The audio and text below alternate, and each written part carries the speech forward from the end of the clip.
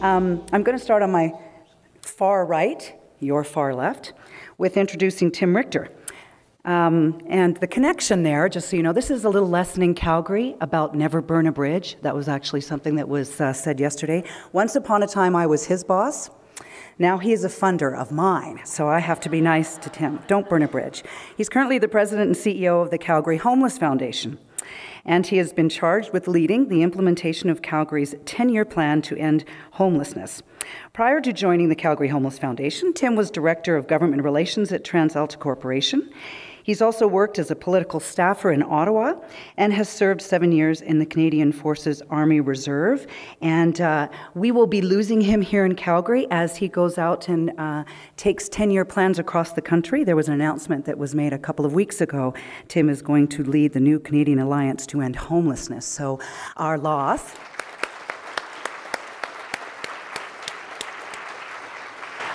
Our loss is definitely the country's gain, so welcome, Tim.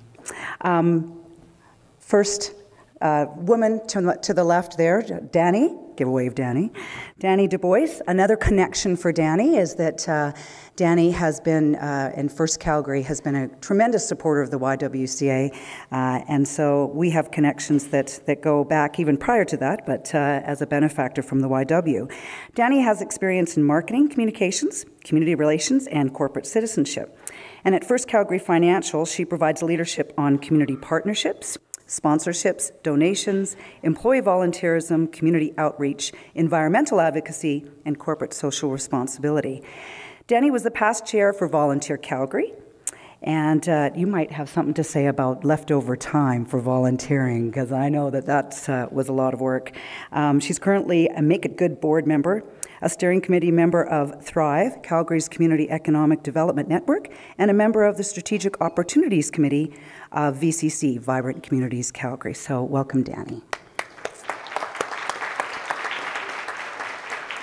On Dani's left is Heather Dickson. Heather wanted me to make sure in the introductions that I talk about that she's not with government anymore. I'm not sure what that was about. I'm no longer. Heather was the Assistant Deputy Minister, Skills Development, Employment and Labour Market Divisions for the BC government from 1999 to 2009. Following that position, she was BC Government Special Advisor in Labour Market Partnerships, and she was the Government Chair of Committees for the Working Together and Contracting Procurement under the Government Nonprofit Initiative to improve relationships between the government and nonprofit sector. And for those in the room who are familiar with ANSVI, the Alberta equivalent, I would say, this was the BC equivalent, and my connection, I guess, there, and where we had some interesting conversations when I met Heather yesterday was my work with the Voluntary Sector Initiative nationally. So it's neat to meet people who've gone on to do that in their local provinces. So welcome, Heather. And finally, and who I'm going to ask to speak first as well, is Kurt Sandstrom. Kurt is the Assistant Deputy Minister of Safe Communities and Strategic Policy in Alberta Justice. The connection there for me is the YWCA has been a benefactor of safe communities with funding for us to do safe visitation. So we benefit tremendously from SafeCom and are big fans. Previous to this, Kurt was with a private law firm practicing criminal, family, and civil litigation. In 2001, he joined the Government of Alberta as Director of Legal Issues for Aboriginal Affairs and Northern Development, where he has worked on Alberta's Aboriginal Consultation Strategy. He was appointed Executive Director of the Policy Secretariat of Alberta Justice in 2006 and joined SafeCom in 2009. So, welcome, Kurt.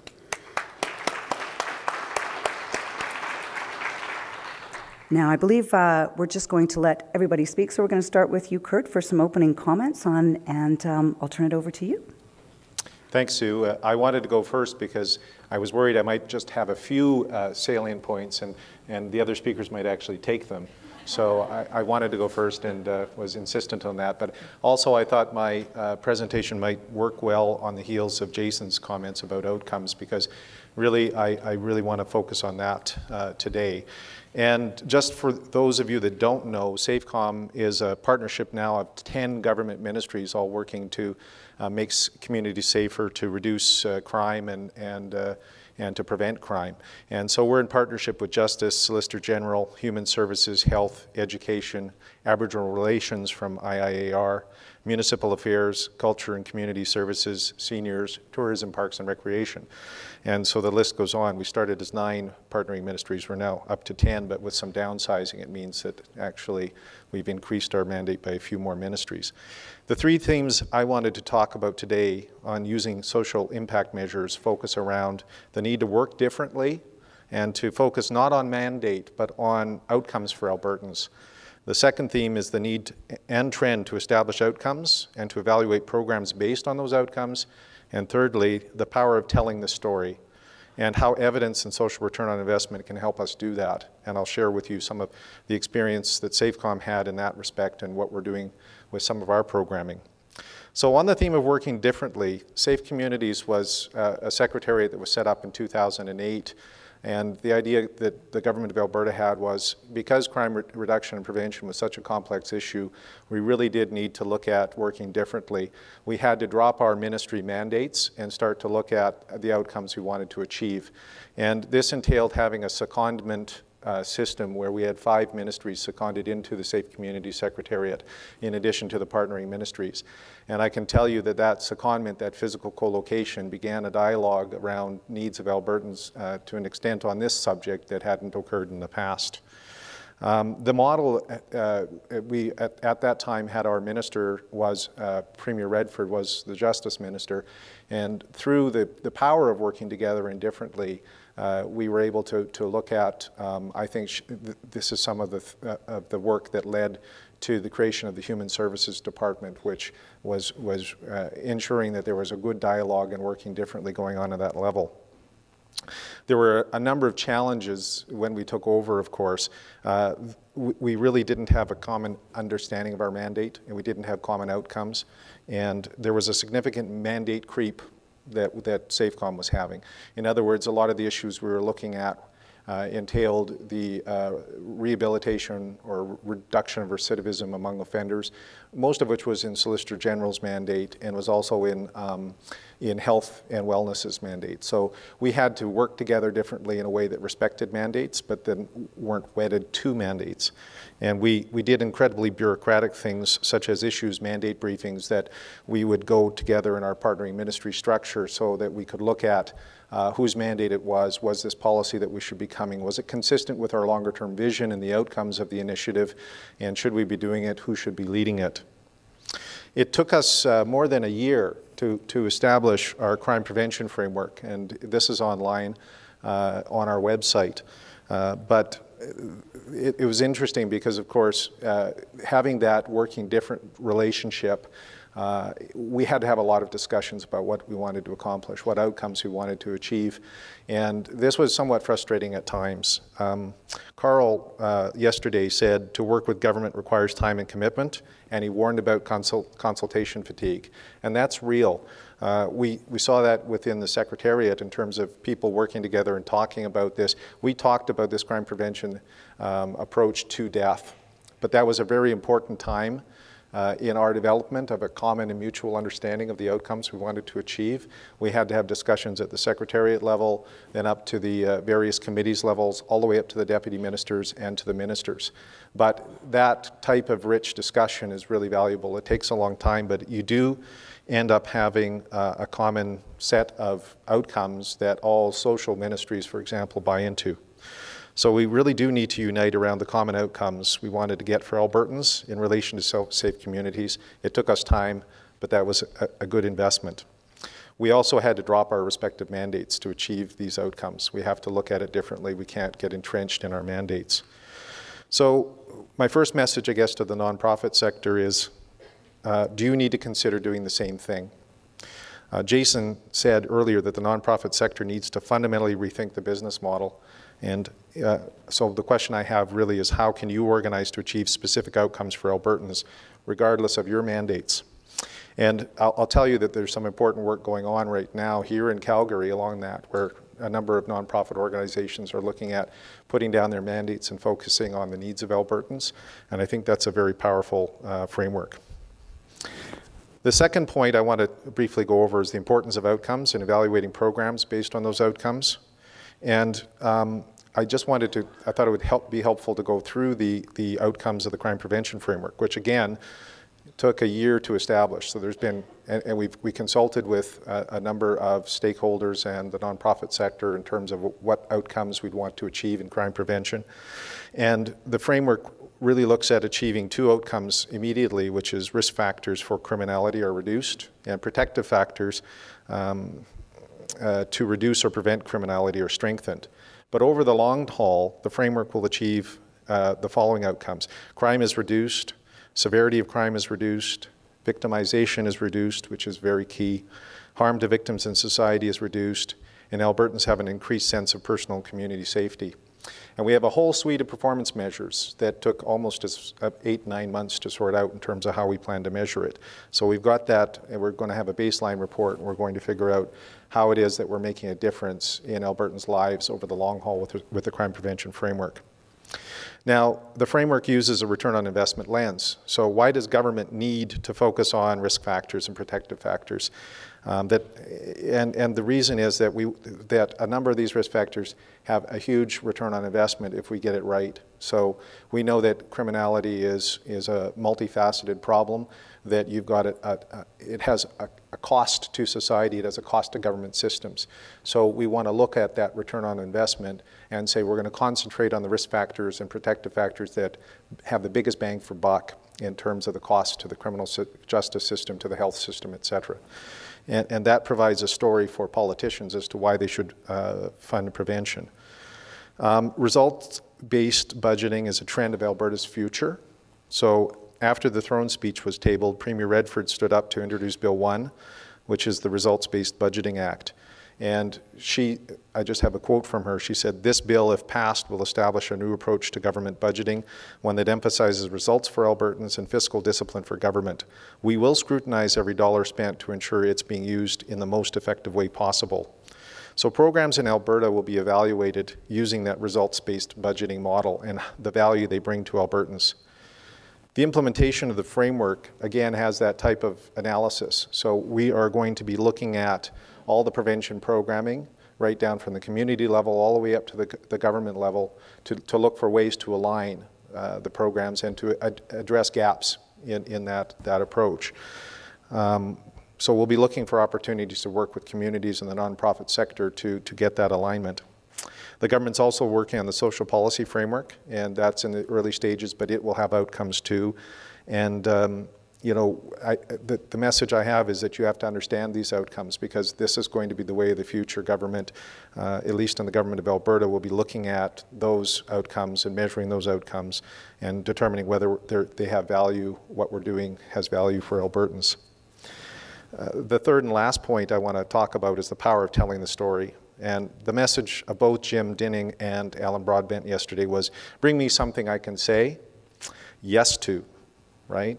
Be solutions-oriented, solutions that will work in the real world, create a strong narrative for the work.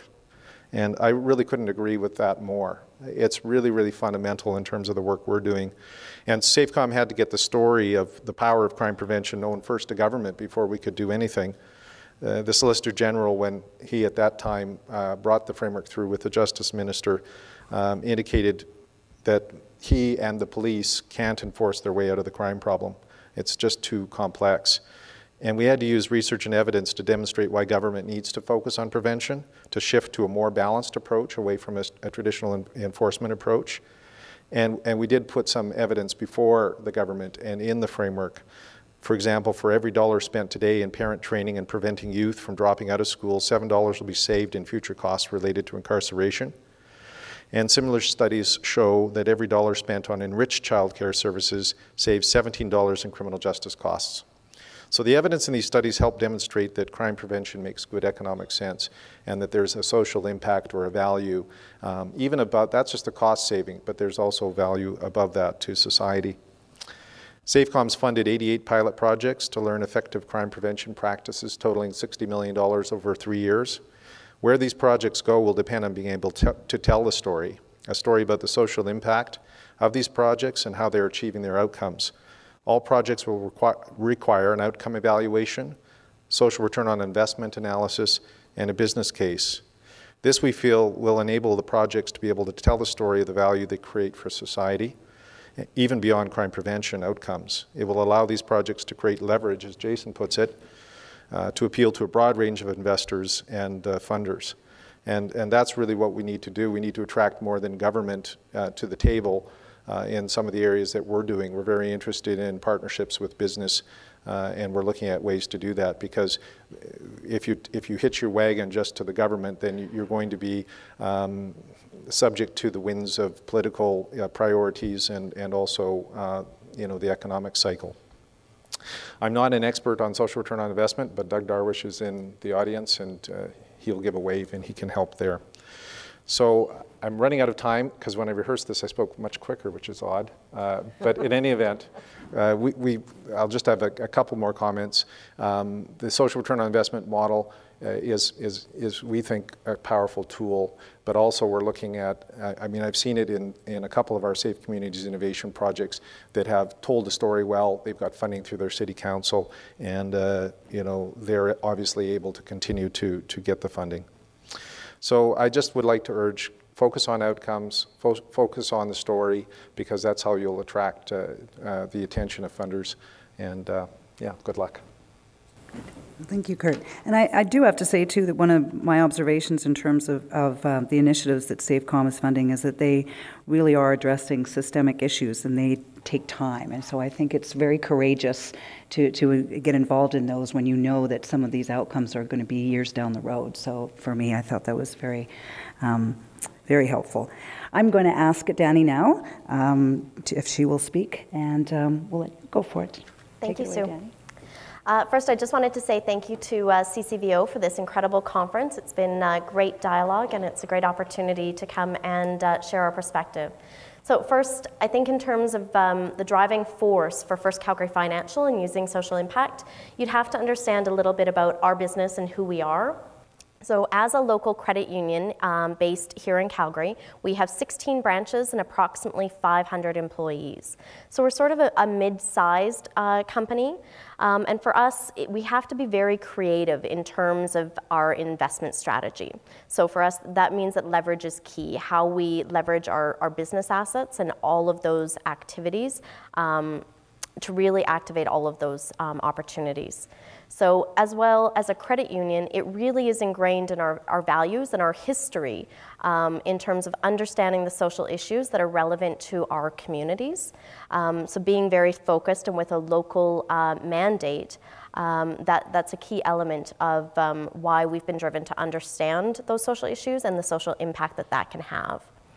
So recently, we launched a new strategic plan in 2011, and within that strategic plan, there's 3 promises: a social promise, an economic promise, and an environmental promise. So at our highest level guiding document as a corporation, we have really essentially a corporate social responsibility framework embedded. And what that's meant to our community investment team is we really need to rethink how we approach community investment, which aligns within that strategic plan. It's given us an opportunity to really understand from a community perspective how our investments are helping us to reach those promises as an organization. So it is guiding us to play a vital role in changing lives. And we do that by promoting financial well-being, by positively impacting the social issues in our communities, and respecting our physical and natural environment. So community investment as well within our organization is a part of our strategy team. So we're not part of a marketing department, although the business benefits are still very important to us. Our primary driver is around social change and social impact. So that's the first and foremost filter that we use when we're looking at the investments that we make. Outside of that, it's how we're able to leverage those investments, and that means understanding the community benefits as well as the business benefits with each of those opportunities. So it really frames our working in a very different way than other models. So to me, some of the greatest challenges that we have faced in terms of that social impact lens, first and foremost is the clarity of motivation. I think it really has been, for each investment that we make, we have to understand why we're making that investment, whether it is a philanthropic opportunity, if it's a social investment, or if that is a corporate initiative. So for us, philanthropic investments, they are still strategic. They still align within our focus areas, and we still look for those opportunities where we're able to make donations to empower the voluntary sector to do the work that is necessary. We also look at social investment, so working along with our nonprofit partners in helping to create those changes to address the social issues. So looking at programs and partnership opportunities. But we also pursue commercial initiatives as well, where there is a social benefit and community benefit and working with a nonprofit partner, but focusing on those opportunities that will bring customers through the doors to First Calgary Financial branches. So it's really, what is our motivation for that particular investment, and starting with the clarity of that motivation, moving into then having those open discussions with the nonprofit partner in terms of setting the objectives. Because I think we have to work together to set those objectives, to do so in advance of the programming that is done, and then being able to move forward in terms of setting those agreements and looking at the reporting structure as well. I think that there has been a real shift in terms of the complexity, in terms of understanding the outputs from the different programs, so the numbers and all of those relevant details, to a shift towards outcomes, and then understanding those outcomes in the broader sense, which leads towards the impact. What is actually changing because of those investments and because of the programs and activities going on? So that has certainly been one of the challenges, is understanding that complexity and working through that, not only with our nonprofit partners, but also internally within First Calgary Financial. There is a long-term nature to impact, so it's harder to gather. You have to be invested with your partners for a longer-term commitment. You have to make that commitment if you're going to be a part of that social change. So we tend to get stuck in the outputs focus, and we need to be looking rather to those longer term thinking of the outcomes and then the impacts. I think there's also an opportunity to be sharing the understandings and the stories outside of the corporate citizenship team. So for us, that means that we're very much translators within our organization. So we have the opportunity to share these stories with our executive, with our board, with our employees and members, as well as the broader community. But it's really about making sure that they understand the language, that they understand what those social issues are, and that they have the opportunity to really get engaged with the work that is being done. There's also that opportunity to really get mired and stuck in the spiral of attribution versus rather than focusing on contribution made and the collaborative nature which leads to impact. So I think it's understanding that we work with a number of different nonprofit partners, and if you're talking something about poverty, it's not about one organization, it's about the number of organizations that we work with, and the impact is made in a broader scope of our community investment portfolio. So we need to understand that internally as well. So I think some of the learnings that we've had is that this really is a journey, and it's a journey that we share with our nonprofit partners. It's a journey that we share internally with our executive and our board. But there's still some key learnings. One is to set those expectations up front very clearly and I think it's an opportunity for the nonprofit and corporate partners to sit down together and to develop those outcomes mutually, to just develop the reporting pieces together and the frameworks. And really the key to that is focus. We need to be very specific in terms of what we're looking for, and we need to be clear about the language around that. That we need to look at making sure that those objectives are set with very meaningful metrics as well, so that there's no room for confusion around that. And I think one of the general pieces that I've heard as a consistent theme throughout the past day and a half is that storytelling. The narrative is vital, and that the numbers are still very important, but the numbers on their own don't tell the full story. We need to be able to, as a corporation, share that broader story with the nonprofits. We need to be able to communicate that. That's one of the best areas where we're able to leverage our business assets, whether that's our communication channels and social media, our corporate websites, our distribution and newsletters through to our members. We have that opportunity to tell a story in a very powerful way, but we need to be able to pull out the relevant details and to tell that story of the social impact, what has changed. I also think one of the key pieces is around language and around the necessary opportunity for clarification.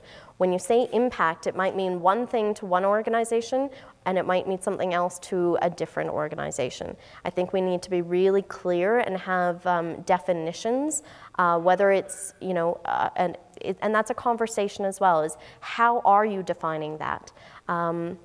So that you're able to take that back to the organization and so that you're also able to take that into your reporting. There needs to be a transparency and an openness to that dialogue and in terms of how you are setting that language and context. There's a lot of terms in this whole area of work, whether it's around the social finance piece or around social impact. I think there's a continuum that we talk about within our organization, from strategic philanthropy, community investment, to the social finance opportunities that are now emerging. And we need to be openly pursuing that entire continuum in terms of how we invest in our communities. So I think that's what I'd like to share. Excellent. Thank you, Dani. I'm going to turn it over now to you, Tim, and ask for you to take it next. Good morning, everyone. Thank you for the opportunity. It's as I was thinking about social impact measurement and how to talk about this today, I remembered a conversation I had with one of my colleagues earlier this week about social impact bonds, and he said, social impact bonds are a little like sex in junior high. And I said, what? He said, yeah, everybody's talking about it. Very few people are doing it, and even fewer know what they're doing. And I think social impact measurement might be a bit like that. Sorry, I did talk about sex first thing in the morning. So I really liked Jason's presentation, and I thought, in that context, how the Homeless Foundation and our plan to end homelessness is using social impact measures are really in three ways. The first is working to build a system of care to end homelessness. And I'll talk about that in a sec. The second is to extract money from people like Kurt and the government of Alberta. And you'll be interested to know, in the last 4 years, the government of Alberta has invested over $60 million in new programs to end homelessness in Calgary. But on a bigger scale, in the province's commitment to end homelessness, they've invested nearly $500 million in housing and those support services. A huge amount of money, and a lot of that was made on an argument based on social impact and the money that government would save from housing and support and ending homelessness. And our next step is to take a lesson from what Jason was talking about and see how we can extract value from the private sector and from investors through things like social impact bonds or the community bond that they did in Toronto, where over $450 million was raised to redevelop Regent's Park, backed by the municipal government, but funded almost entirely by pension funds. And we're going to look to do that here. I think, Jason made an important point when he talked about solving social issues. I think we've been putting Band-Aids on things for a long time, and the nonprofit community has been papering over important breakdowns in public systems and nonprofit systems with more money. But core to solving social issues is to ensure that the effectiveness of those interventions at a program level, but also at a system level. And the key to doing that is shared measurement and data. That data will then get you your social impact. And so I think, I would challenge us in our thinking of social impact measurement to go a step further than what Jason was talking about, because we need to look at the key to unlocking that social value and that economic value is to move from individual programmatic responses and individual programmatic measurement to systematic response and systematic measurement, because systems change is the key to social change. You are not going to solve many social issues without direct change in policy and government, and without significant collaboration in the nonprofit community and between multiple sectors.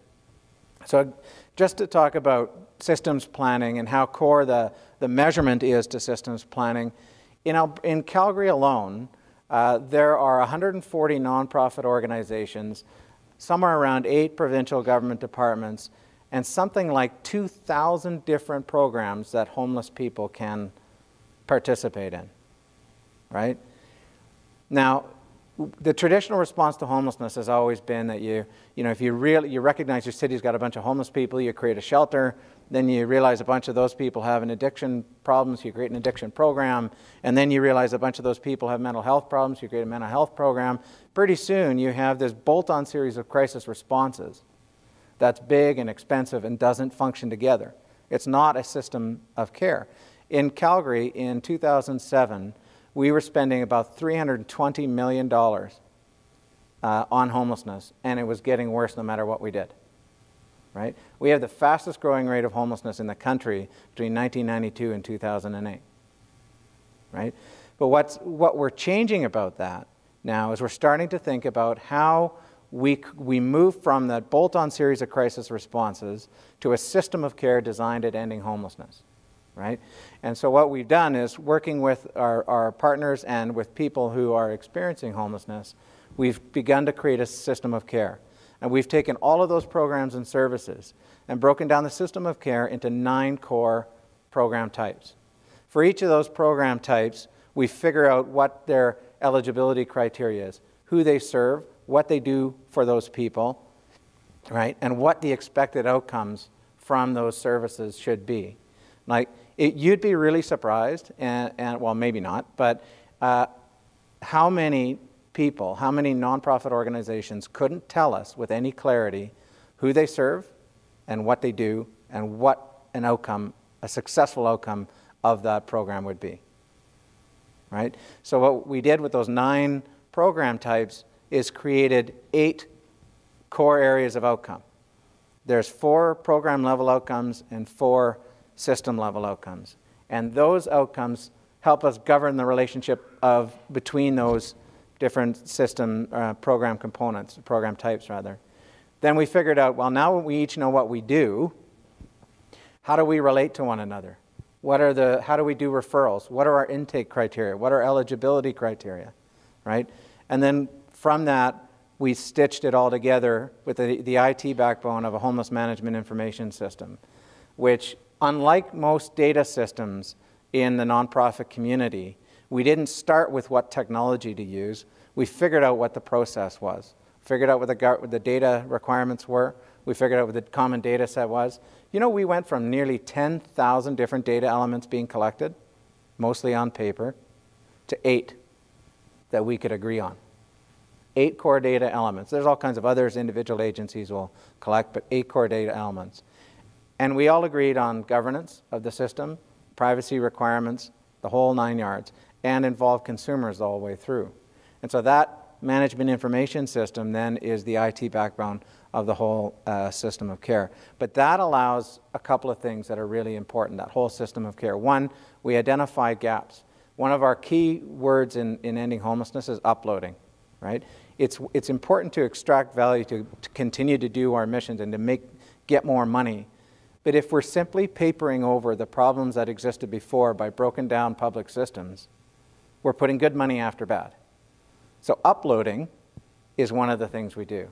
It's saying to people like Kurt here that the government of Alberta is discharging 1,900 people a year from provincial jails into provincial funded shelters, right?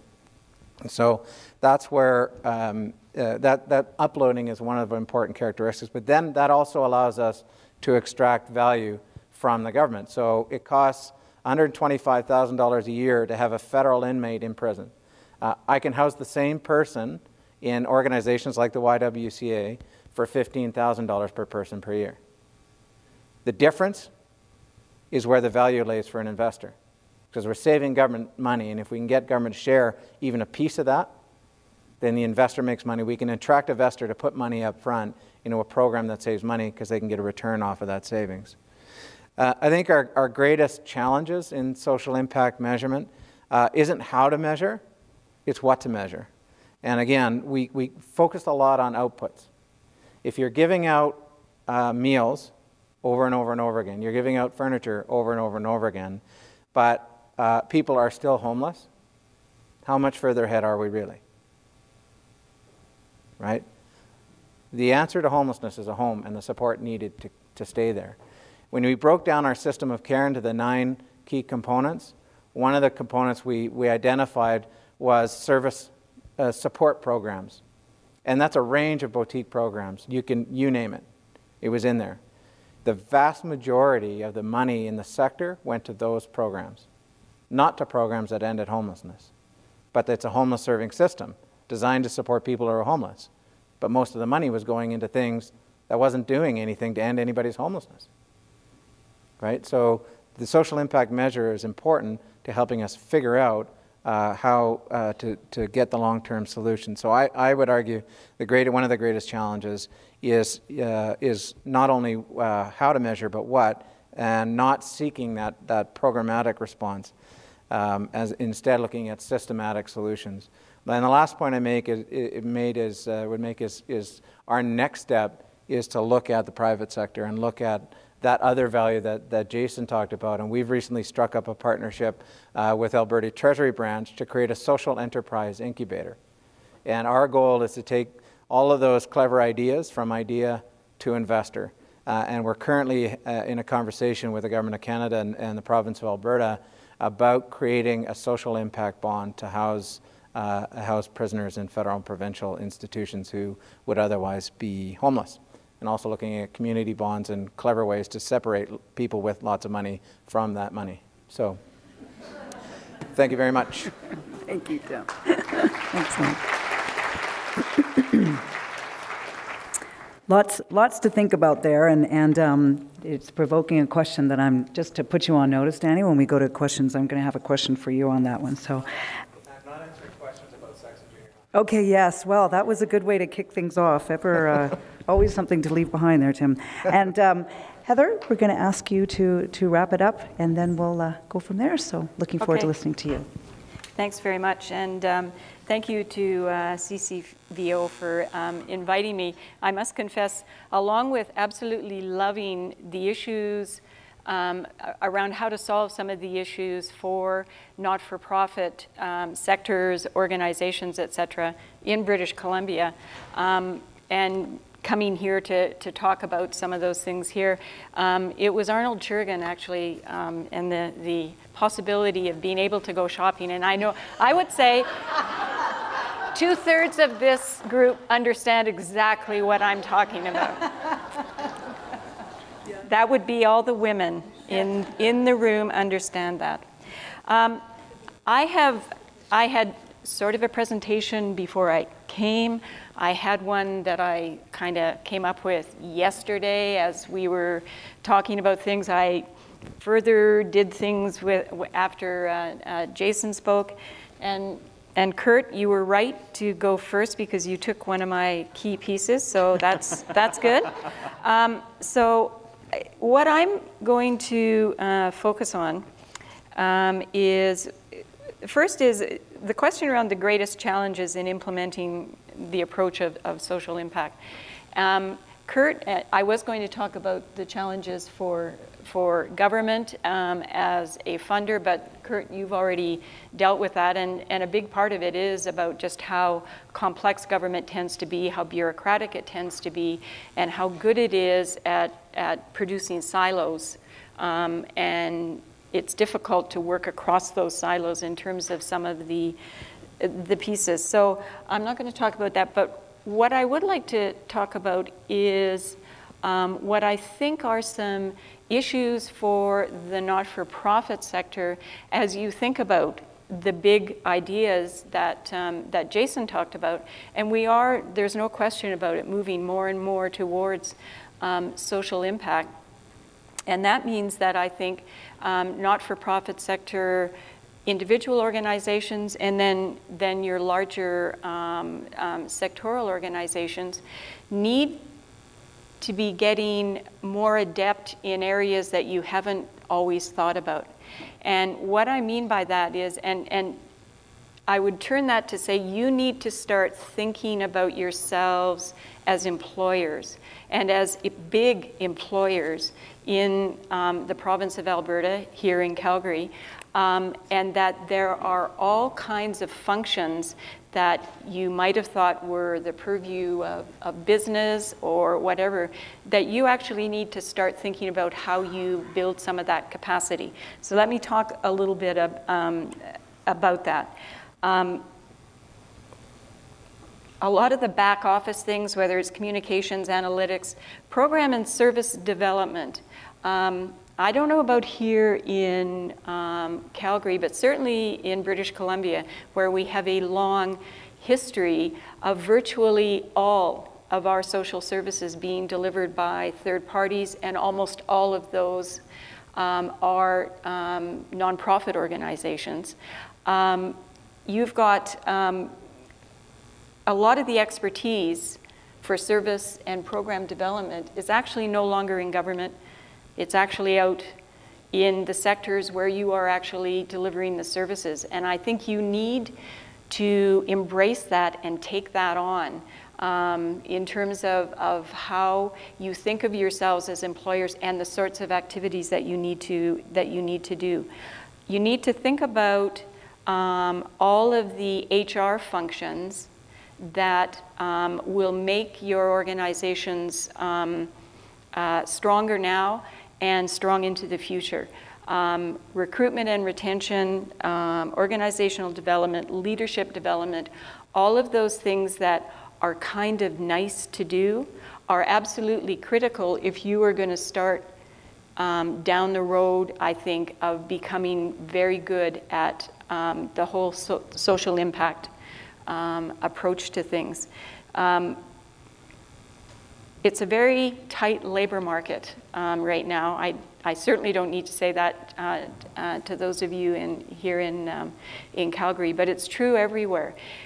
You need to become very, very good at recruitment and retention of some of the target groups that are actually natural for your sector. So whether, so I'll say in British Columbia, it's immigrants, Aboriginal, persons with disabilities, and then, you know, the holy grail in some ways, I think, which is the youth population, becoming very attractive to the youth population. You need to get out there. You're going to be you're going to be out in the market with all of the large private sector corporations, et cetera. You need to get good at it. And I think there's some ways that you can, you know, kind of build some tools, et cetera. I'll give you an example in British Columbia right now, and I'm going back next week to finish up a procurement process for the not-for-profit sector Employers Council in British Columbia. But we're building a workforce portal and a number of workforce practices for employers in the not-for-profit sector in terms of attracting those target groups. So I'm really, I guess, underscoring the fact that the not-for-profit sector needs to start thinking of itself as a vital sector, subsector. I know there's all kinds of different ways of thinking about it, but you're no longer small kind of funded organizations in a lot of ways. You are absolutely critical, and you need to become some of the best employers. So that, I think, is one of the challenges that you need to take on in terms of dealing with social impact. We were given the question, what are the two most important considerations for organizations using social impact measures? And I thought about this a little bit, and I started out with, and everyone else has as well, tell your story. But I'd like to put a little twist on it. I think you need to tell your story as a sector. And it can come some way, I think, especially yesterday, Jim Dinning was talking about going to government and talking to government about, okay, here were the provinces, now let's see how we move forward on those. In BC, the voluntary not-for-profit sector represents 8% of the GDP.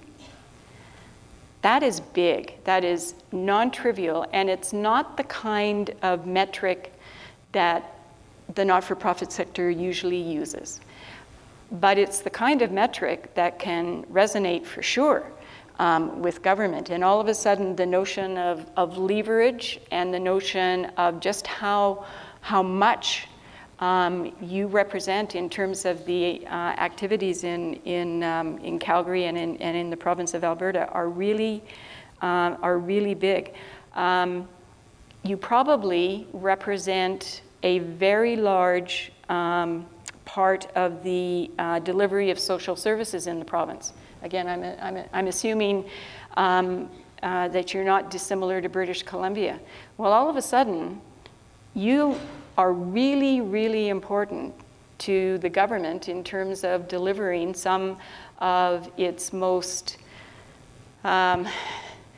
challenging in some ways, and from a political perspective, quite often tricky areas, and you're the folks who are the experts. You're the folks who are actually delivering that. You should be thinking in those terms of just how much leverage you ought to have from that. You are, I think, a force to be reckoned with. So my little play on tell your story is to tell your story as a sector, especially during this time when with a new government and all sorts of new possibilities are coming on board. You see what I mean about, sorry, I forgot to say, I actually retired from the provincial government. So I just wanted it to be clear that it was an honorable discharge, not, it's not just that, kind of, she left government and no one really understood why or what happened. It was a self-initiated retirement.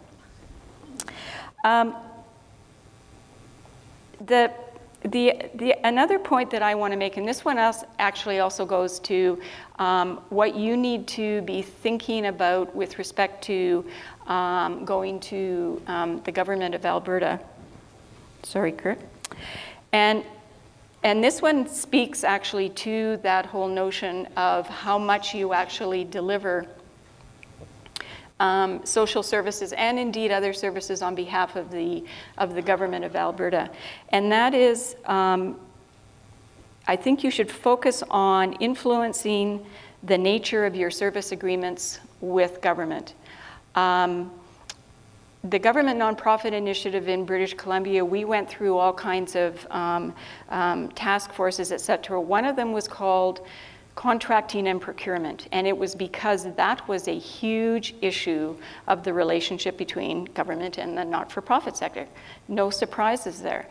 What was surprising is, and I mean, we had a list like this of all of the things that were wrong with the government contracting process, etc. When we went through all of those issues, here was the thing that emerged. None of them, fixing all of those things, none of them required a policy change. None of them. Any of the ministries, any of the departments, any of the branches within government could have done and dealt with all of those issues. So it actually ended up being a relatively, well, actually it wasn't an easy fix, because what it said was, there are systemic issues in terms of how government is trained and understands how to procure and construct contracts and agreements to provide service. And so I tend to be a very practical person, and I think this is an area where you can go work with government and try and get at some of, and I'm pretty sure there are things that drive all of you nuts in terms of the contracting arrangements, but that you can start to influence. And my argument is that it will go some way to providing you with some resources around innovation, to provide you with some resources and the ability to actually be more responsive in the kinds of services that you actually deliver. Because it all comes down to, what are in BC, it's what's in the Schedule A, it says this program or that program. When I was in government and I had responsibility for procuring a lot in terms of employment and labor market programs, I used to try and influence my staff to not think in terms of programs, but to think in terms of services. Because if you think in terms of services, all of a sudden you've made it pretty flexible in terms of how the deliverers can make choices and decisions in terms of how they're going to sort of put things together. You need to go and you need to talk to folks in government and influence that, because I can promise you it's not that hard. It's not that hard to do. Oh, okay, 2 minutes. And that brings up, yesterday, Alan Brubin talked about relentless incrementalism. In doing this, I would recommend relentless collegiality. You need to just go there. You got to assume everyone's got good intentions, and you just need to sort of work the problem, if you will, because there's going to be lots of reasons why a branch or a department can't do it, but there's also reasons, there's ways to actually do it. So you just need to kind of work the problem. My final one, and this is just very quickly, and this is a comment from a recovering assistant deputy minister. So as I retired, the Vancouver Foundation, very big foundation in Vancouver, well, there you go, but it has a provincial mandate, asked me to sit on one of their voluntary grant-making, granting committees. It's called Giving in Action. And this goes some way to the notion of capturing and marketing the impact. It's and here's what attracted me. What we do is we receive applications from young adults with or families of people with a disability who need to either renovate something in their home to make it more accessible, wheelchair access, wider doors so people can get a wheelchair through a bathroom. It's this just on the ground, really clear, really specific thing, or else a wheelchair van. And they just have to provide a couple of quotes from a builder or from whatever, and we say yes, it goes off, and it happens. I spent 29 years in government. I used to try and talk to, kind of friends, family, about what it was that I did. I could write some of the most elegant logic models that you could ever see. When I have described how this is what I'm doing now, I'm just, we go and we give them some money and they renovate, they buy the van. Everyone gets very, very excited about it. It is so simple. It is just this to this. And there's no, but you need to understand, kind of the reasoning behind it. It's just, this is it. And so I guess in terms of social impact, and indeed in terms of any of the measurements that you're thinking about, as a recovering ADM, I recommend that you think as simply as you possibly can in terms of what that impact is. And that's it from BC. Okay, thank you. But not the government of BC. Okay. Great, well, thank you, Heather. And that's twice now, I guess, that we've heard keep it simple. And Tim's remarks, the inability sometimes to articulate what we do in a sentence or less is a challenge, I think, and something, definitely a takeaway. I want to make sure that we leave time for questions, so we need a microphone. Okay, for Jason as well. Oh, you've got one. Excellent. Okay, so we have a roving mic. I'm going to kick it off because I have a whole bunch of things, but I'll tell you the one that resonates for me. Being an organization, the YWCA of Calgary, we're about 350 employees, and we have embarked on the social return on investment trail. It's not just talked about, we're actually doing it, Tim. And we've just been through a project, and I guess after seeing it presented by the team who did an incredible amount of work on this, my first takeaway when I left the room and talked to a couple of my team was, I'm wondering, as the CEO, what is the ROI on the SROI? Because there was an incredible amount of work that went into that. And so my first question was, does that get less expensive in time the more you do it, or does it depend? And so I put that out there because that was the hat that I'm wearing, that I wear. Are we as an organization getting a return? And I guess it brought up for me, and I will throw it out to whomever. I put Dani on notice. But I guess, is there recognition, or is there starting to, or are you looking at, from a funding perspective, the need to resource that? So in a sector that is constantly under fire for operating costs and admin costs, and even talking about providing the services and being able to do it more efficiently, it's not necessarily that we're the lowest cost provider. So that's the trap you get into, right? We just are. So I'm interested in some thoughts, I guess, on are you identifying as funders, even writing in that you need to spend out of this 25 grant, 5,000 needs to go to, or any thoughts around that as a go forward? And so I guess I'll throw it to you first, Dani. Sure. I'll take that one first. I think there's absolutely a recognition of the costs that go into, especially with an SROI measurement and the evaluation that goes into that. I know that at First Calgary Financial, we're also taking a look at social return on investment internally as well. So we know from our own perspective what our returns are on the social decisions that we're making as an organization, as well as with the nonprofits. For us, it's not about looking at a social return on investment process for every single investment that we make, because I think that you have to be very specific about which investments will actually benefit from going through that, which organizations have the capacity and are ready for that journey, because I think that it is a great investment of time, but I think we do have to look at how we fund that. So I think it certainly is a consideration that needs to be addressed. In consultation with a nonprofit partner, I think you need to sit down together and take a look at what are the costs, what's the investment of time, as well as the resources, and how does the corporate partner also participate in that process if they can. Anybody else want to jump in? Kurt? Well, I guess I can jump in there. From the Government of Alberta's perspective, the Safe Communities Innovation Fund from the outset required a social return on investment analysis. It's a fairly new thing for us at this point in time, and we haven't had any of the SROIs start to come in yet, but they're coming in shortly.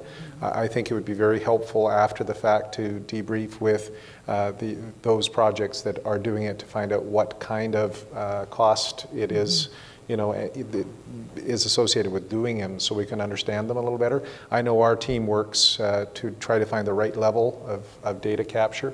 Some projects have captured probably far too much, and I imagine that makes the SROI quite a bit more difficult. So, they offer their services to try to help the SCIF recipients find the right balance. But I think as this science continues to progress, we'll learn and hopefully either simplify it or at least build in better requirements for it. Great. Questions from the floor? Do we have some folks who want to ask something of the panelists here? Oh, it's the last piece before noon coming up. I'm going to jump out, then I will jump in, I guess, on one as well. And it picks up a little bit on something that was said yesterday in terms of return, a different way to look at it, and then built a little bit on your presentation, Jason. Yesterday, we heard, I'm trying to, when Carl was speaking, one of the ways that he talked about how to sell what we're doing as charities and not-for-profits and how to engage funders, he said, think about how you can insert yourself in the supply chain of an organization, and that really struck with me. So again, the value, what is it that we bring? And that to me really brought home us thinking differently. And I guess if I think of that from a terminology, I'd be interested on some other examples that you would put up there, Jason, around thinking of that somewhere in their processes. What are some emerging trends? Because we heard, to your point too, Heather, around the whole piece around HR, and that we need to look at the fact that we need to employ.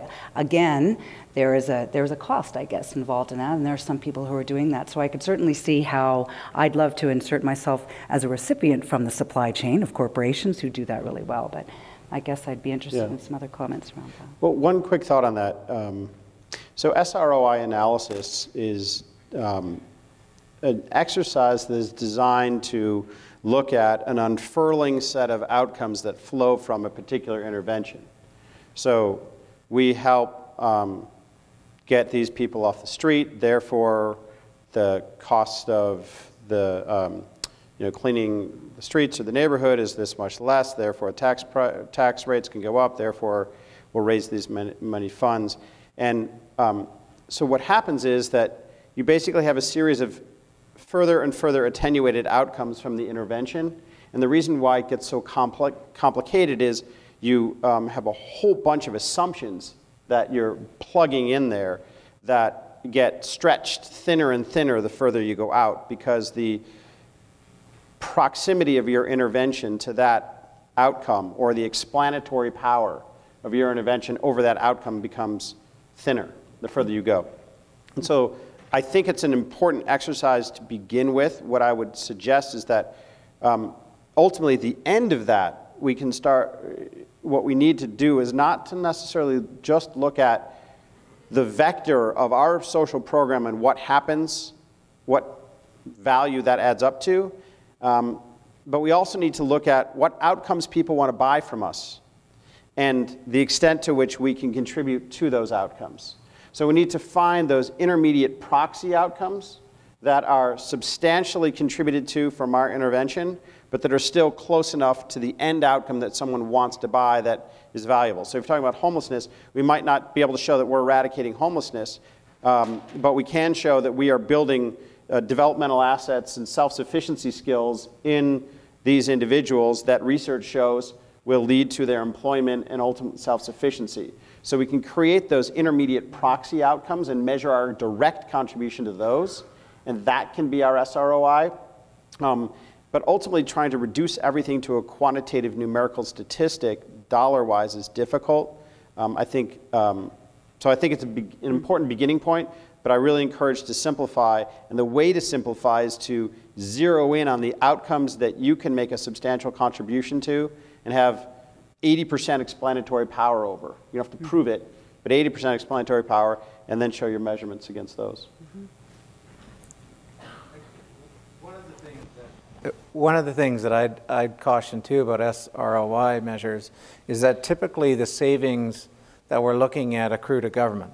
So we're saying to the government, look, we can, looking at some of the outcomes of our homeless projects, I can say that interactions with police are down 60%, days in jail are down 50%, emergency room visits are down 50%, but the ADM in each of those departments will tell me, well, the police budget isn't going down, the hospital budget isn't going down, and the corrections budget isn't going down. So where really are the savings, right? Because so you have to, in order to monetize those savings, you need the government to actually extract that money from somewhere, which is usually outside of those programs' budgets. So I think SROI has a value in determining, sort of the cost effectiveness of your intervention, but you have to be a bit careful not to put all of your eggs in that basket and look at where we can go beyond and say, like with the Toronto Community Bond, is marketing to pension funds that you can actually get a return on off of a homelessness asset, right? So you can actually generate a return off of this housing mix that you've created, right? So you've got to look at, you got to be careful not to put all your eggs in an SROI basket, because that'll be largely derived from government benefit. Plus, you need your sort of philanthropic arm. But you also, again, just from a risk management point of view, don't put your eggs in all one basket, and look at where you can actually, take some stuff from what Jason had to say and find some value in the exchange with private sector. I had a comment to make on the HR practices and again, a suggestion. It's so nice to, again, this is going to go to the Alberta government, so forgive me for being from British Columbia. But BC just established what's called a labor market partner, well, it established a couple of years ago, a labor market partnership with the not-for-profit sector in BC. It was a $5 million labor market partnership. Labor market partnerships come under, I promised myself I was never going to deal with acronyms again, but it's under an LMDA, or a labor market development agreement. Alberta has one. As a matter of fact, you were always, in my view, the poster child for sort of some of the best LMDA work that was done. It's funded not through government, but through the employment insurance account, through the labor market development agreement. And I would suggest there are probably labor market partnerships in all kinds of the sectors here in Alberta. I'll choose oil and gas or whatever. You're a sector. You could have a labor market partnership. It has to deal with human resource issues, but I would suggest that's actually one of the big issues that you do have. So there may be, I don't know where the budgets are at here in Alberta, but it certainly, I would suggest, would be something to explore, is to access some of that money to start to deal with, I think, some of the HR issues that you're probably all facing. We have a question from the floor. You have to have one from the floor at least. Tim, you mentioned systems planning, which I have a deep sympathy for. Kurt described an example of systems planning, I think, when you've got 10 ministries collaborating. Well, this is record-breaking, but it's essentially reflects the complexity of the problems we face. I wonder if either you could, and others, comment on that. What's the challenges of systems planning? I mean, does it involve a different decision-making process, a different collaboration process? And of course, once you start talking about systems, you start talking about boundaries. So any thoughts on those, your experience on those? I'd appreciate it. Yeah. I could start out, I guess, with that, because it's really difficult, and I like to look at it. There's some literature out there about systems of systems, and so what you're really dealing with is a system of systems where nobody controls it, and the justice system is another system of systems. So crime prevention is system of systems. It's a completely different model. It's consensus-based. It is not command and control. It's one of the things that government has some traditional trouble with in the Westminster model. Because, of course, there's ministerial accountability for right reasons. But as a result of that, you really do have to become very consensus-based in how you operate it.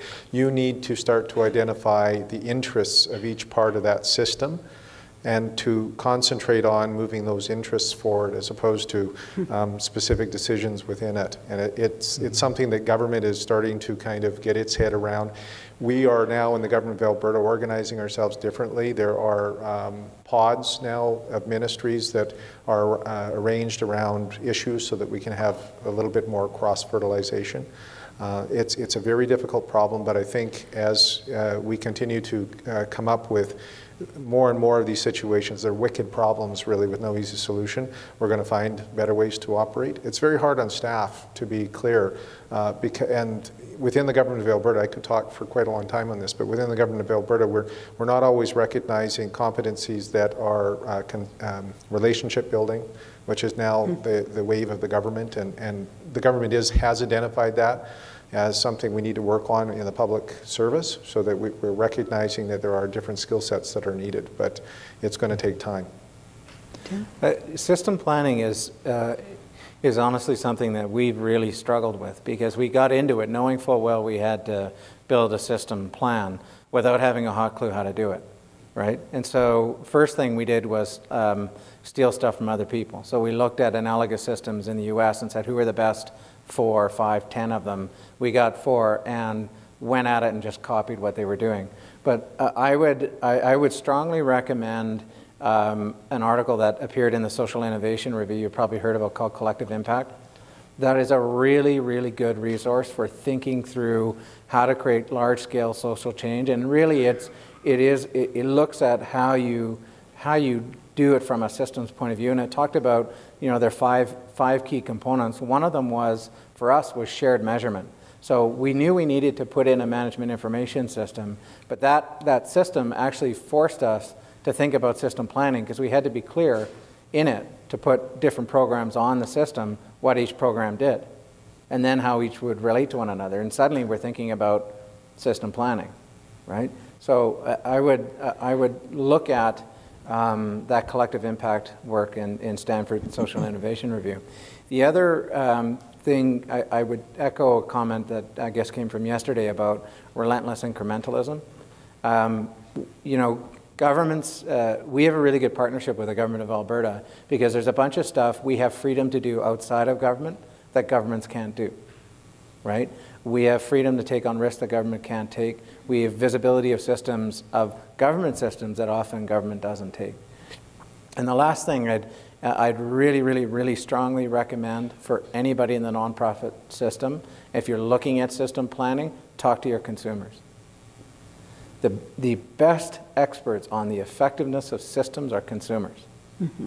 But we're one of the few businesses that actively integrate that consumer, that kind of consumer information, that consumer consultation into the development of our processes and into our systems.